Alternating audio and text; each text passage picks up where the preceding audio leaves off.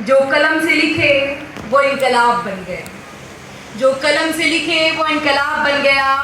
कभी जो नाम कागजों पर गुथा गया, कभी जो नाम कागजों पर लिखा गया, वो जल्द ही पत्थरों पर खुदा गया और आज हमारे दिल में बस गया।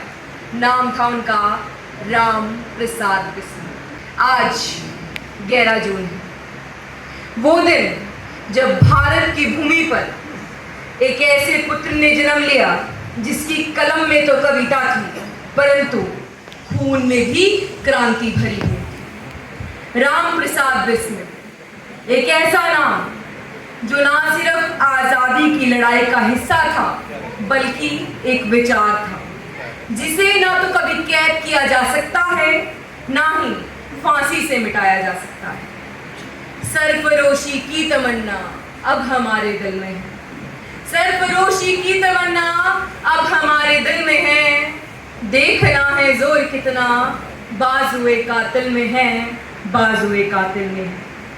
ये पंक्तियां लिखने वाला युवक कोई कवि मात्र नहीं था, वो था एक ज्वाला, एक आंदोलन, एक इनकलाब। बिस्मिल जिनका जन्म 11 जून 1897 को उत्तर प्रदेश में हुआ।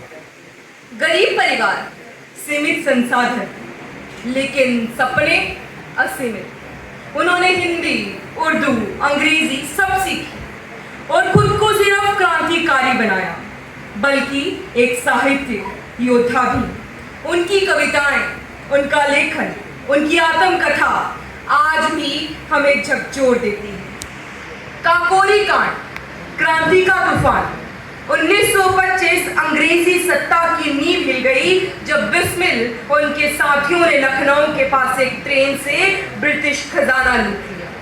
जी हाँ, वो चोरी नहीं थी, वो चोरी नहीं थी, वो प्रतिरोध था, वो क्रांति थी, वो स्वतंत्रता की पहली दस्तक थी। पर अफसोस उन्हें फांसी दी गई और 19 दिसंबर 1927 एक 30 साल का युवक, मात्र 30 साल का युवक जिसकी आंखों में सपने थे, होठों पर मुस्कान, हंसते हंसते फांसी पर चढ़ गया। परंतु हम सभी बहुत सौभाग्यशाली है कि हमने एक आजाद भारत में जन्म लिया। आज हम सभी को देश के लिए मर मिटने की जरूरत नहीं है बल्कि देश के लिए पल पल जीने की जरूरत है। ख्वाबों में नहीं, हकीकत में जीना चाहती हूँ। देश के लिए मर मिटना नहीं, हर पल जीना चाहती हूँ, हर पल जीना चाहती हूँ। अब मैं आप सभी से पूछना चाहती हूँ, क्या आज के युवाओं में वो जज्बा है? क्या आपको लगता है आज के युवाओं में वो जज्बा है? क्या आज भी हम अपने सपनों के लिए वैसे ही समर्पित हो सकते हैं? बिस्मिल जी हमें क्या सिखाते हैं? इन पंक्तियों से बताऊंगी कि वक्त कितना भी कठिन क्यों ना हो, वक्त कितना भी कठिन क्यों ना हो, अपने आदर्शों को मत छोड़ो। सच्ची शिक्षा वही है जो आपके चरित्र में दिखाई दे। देशभक्ति सिर्फ लड़ाई नहीं, देशभक्ति सिर्फ लड़ाई नहीं होती, अपने कर्तव्यों को पूरी निष्ठा से निभाना भी देशभक्ति कहलाती है। किसी ने पूछा कि बिस्मिल जी कौन थे?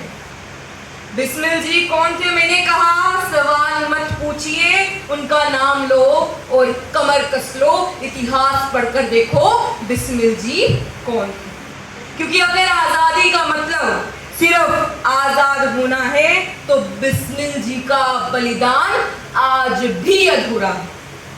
आज उनकी जयंती पर हम प्रण ले कि हम सच्चे बनेंगे, साहसी बनेंगे और सबसे बढ़कर जिम्मेदार नागरिक भी बनेंगे। जय हिंद, जय भारत। भारत